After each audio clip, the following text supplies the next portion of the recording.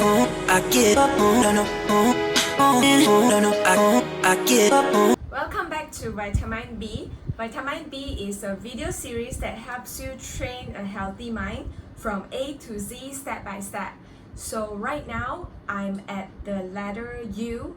So everything starts with you, right? First, if you want to train a healthy mind, there's a lot of things you need to understand. So since the day we are born, every day we are trying our best to try to understand everything, make sense out of everything, because our brain is a meaning-making machine. So as we were born, we tried to understand how people react, how people communicate, what are the images around us is about, who are these people around us. So basically, when we were young, as we were born until we were kids, we tried to understand everything, which is why we always ask why this, why can't I say this, why can't I do this, why can't I go out and play at night and stuff like that, why can't I eat ice cream before Brussels sprouts, So as we grew up, as an adult, we have learned to stop asking why, and we have already skipped the part where we try to understand something, because as we were growing up, we have already understand stuff, and our brain already made a meaning out of something that happens. So as we grew up, we always attach some of the incident that's similar, that we assume that this outcome would be the same. So we stop trying to understand stuff that's happening around us. So as we don't understand stuff, we move very quickly to extreme emotions. Okay, stuff like, why did my husband forget about my birthday? You get angry. Why did my kids skip school? Why did my kids not do their homework? You get angry. Why did my wife didn't clean the house? Why didn't my wife cook me dinner? You get angry. Why did my boss cancel my approved leave? Why did my mom throw my stuff? You get angry. So we stop asking why are we feeling these emotions and feelings, and we just skip all the way to the emotions, which is after we assume that, okay, I think my boss just want me to work and not let me leave. That's the assumption that you make. I think my wife stopped loving me since she didn't cook dinner, because you assume it, you didn't try to understand. So right now, I want you to just ask very simple questions. When you catch yourself making assumptions and not try to understand first. Why am I angry? Why am I frustrated? What leads to this feeling? Is it true? It's really important that you ask this. Is it true? The why that you answer, why am I angry?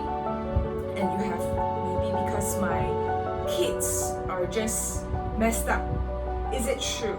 Try to verify it.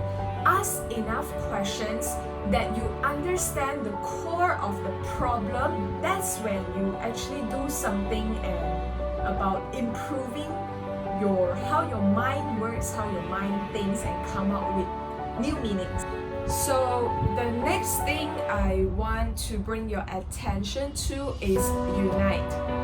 Right now, I am still finding my pathway to the ultimate healthy mind. I'm still trying to train every single day, being aware of my self-talk, being aware of what I'm doing, growing, learning new skills, stuff like that every single day. And what I'm hoping here is that I would hope that watching this would give you an aha moment that me myself would have, or I would help you to gain that.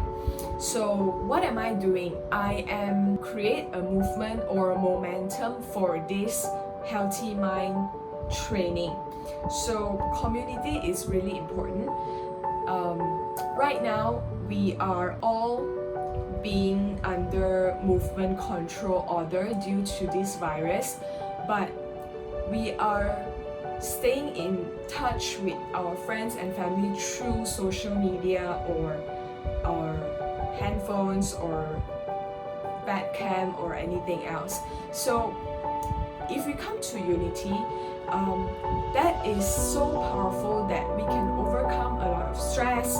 We can, talk to each other, release, give comfort to each other. So unite, coming together is really, really what we are born to do. Think of it this way: our ancestors would not last long if they are alone, living in the jungle, forest, or bushes. That is why they have a tribe, and that is why back in the days we are so stressful if we are being rejected by our tribe, because that would mean you might die. Although nowadays it doesn't mean that you would die if you're alone, but it is still so powerful to have a community that supports you. So unite, remember this word because it's really important in your growing.